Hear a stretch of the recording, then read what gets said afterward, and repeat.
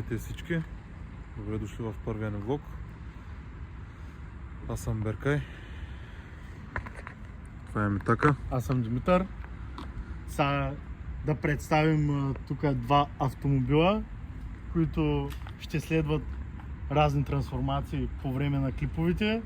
Едното е класическо E38 740 бензинче, а другото е нека колегата Беркай да поговори за този Франкенщайн. Това е моята кола.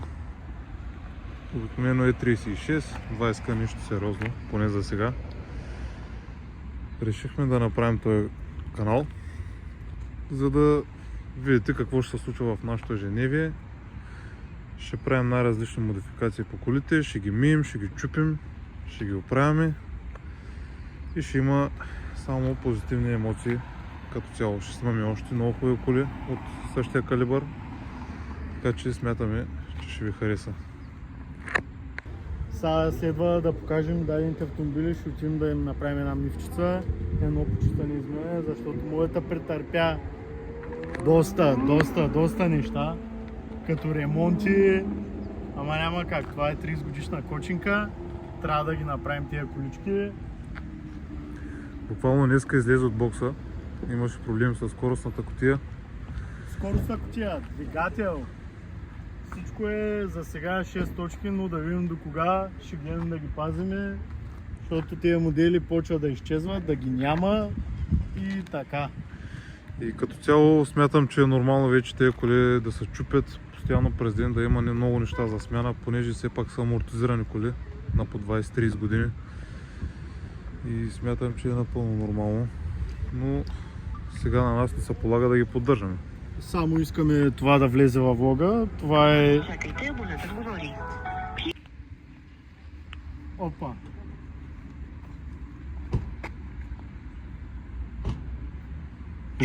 Здравей!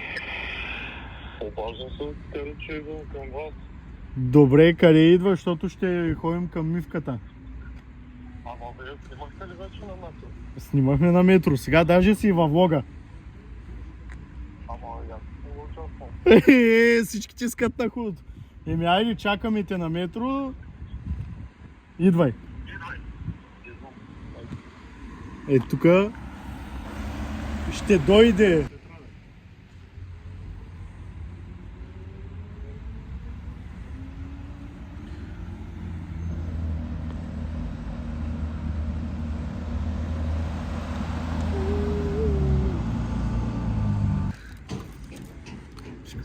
Противите снимаш. Уж да. Даже не разбира. Салам алейкум. Алейкум салам.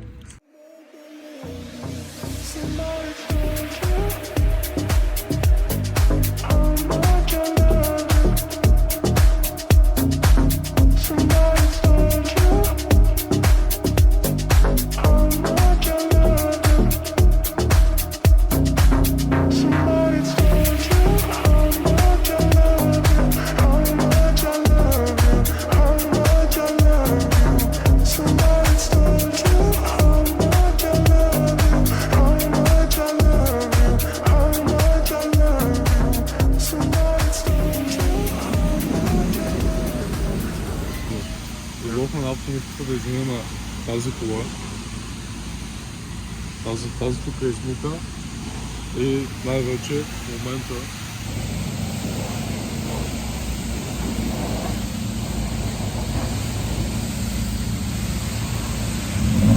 да измием тази кола, понеже тази кола стоя известно време, защото беше за вериги, после щупи кутия, динамо. Пази се, че голфа от камена идва. Така. Аз съм тук, за да подобря малко обстановката на видеото, понеже те нямат опит и аз нямам много, но се правя, че имам. 38, 750, истинска 750 е тази. 750. Това е 320. За тези, които не знаят или които гледат ютубъри от Русия, Дагестан, това, ако сме в Дагестан, това е CLS 55 на Бастарет, българската версия. Така, Питай ме сега един въпрос, за когото пусках на видеото формат. Питай ме нещо, защо, еди си какво аз съм направил. Нямам абсолютно никакви социални мрежи. Писме. Той ме е гледал, но ме е гледал, като съм имал тази, той дори не знае. Но тя, който си ме отдаде. Аз съм имал друга диктатка, но там ми дигна това има. Изпил съм си канала, защото не искам хората да ме свързват повече с тези неща, които съм правил преди. Пак искам да снимам, не знам кога просто. Много ми се снима. Тъкмо в момента сме си намерили някакви човека, които имаме горе-долу сходни интереси, нали, за снимане. Но повече не желая да имам нищо общо с тази област и с нещата, които съм снимал преди. И затова съм се изтрил абсолютно всичко. Да има някаква пауза и после ще се завърна. Предизвиквам те на гонка.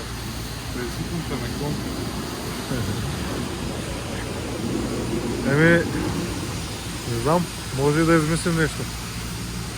Вече е по-жива колата, така че скоро може да ги пробваме.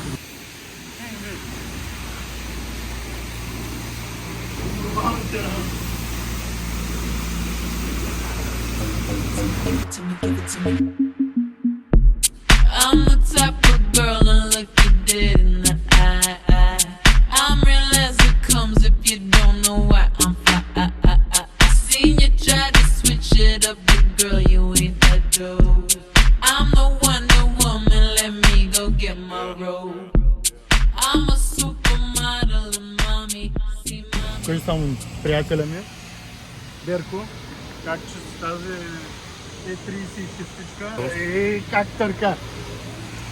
Да, разкажи какво направихме днес. Как премина вашия ден и откъде си взе колата? Най-важното откъде идва автомобила ми. Чуст нови носачи, чуст нови... Това- Цялото окачване е чувство. Нови нос- Искам да кажеш, кога ще е гонката за тези две коли? Ключ за ключ. Ние сме споменали на публиката, ти докато си минеш колата. От тях зависи дали ще състои гонка. Айде, да видим И тази гонка. победителя ще спечели ето този ключ. Доста неща направим по автомобила. Скоростната кутия даже се наложи да сменим мозъка по нея. Даже вътре е още разгубено. Да, това никой не го интересува. Мене ме интересува следното нещо. Хрома. Откъде за тази идея? От Стоян. Да, че от Майбаха го видя и затова задната колонка няма хром, защото на Майбаха задната колонка няма хром. Бих си купил седан само да се направя това нещо. И няма да има друга 36 така. Да. Индивидуално. Ти какво прави днеска по колата? Днес се занимавах с перките. Забелязах, че нямам перки и почнах да ровя по кабелите. Установих, че масата ни е окей. Път. се занимавах, да. Се занимавах с инсталацията днес.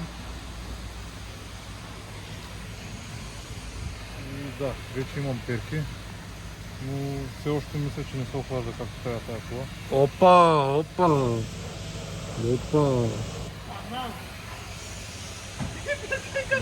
Един ден ще караме така, кола. Надявам се да е скоро.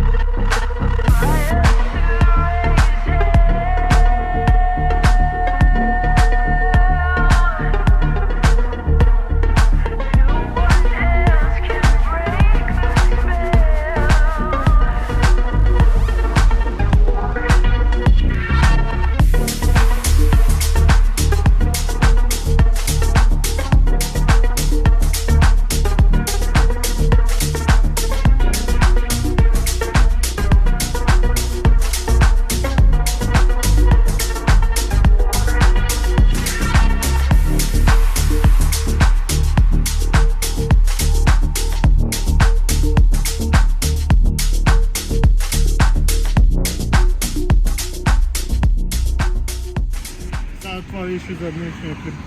Днес малко скромно от сърце, първи клип ни е все пак. Ще продължаваме да ви радваме с още. Надявам се да ви харесва.